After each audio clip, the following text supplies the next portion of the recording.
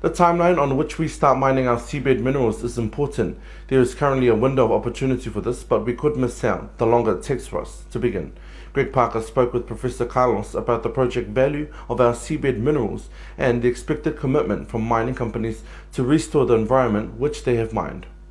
Well, deep sea mining is a new industry that is being proposed to be able to supply the metals that the world needs to meet energy transition, electrification, batteries and other needs, but it is an unnecessary one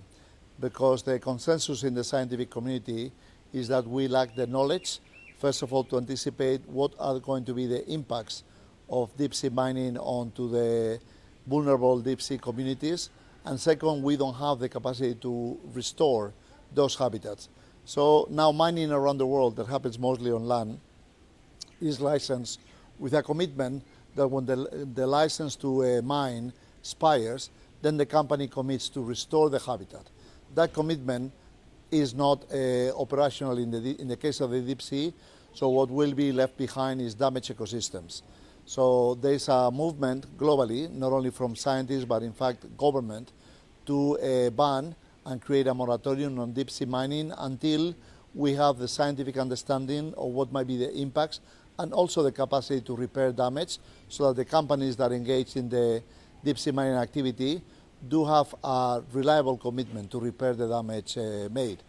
The broader concept is, however, that because of the geopolitical nature of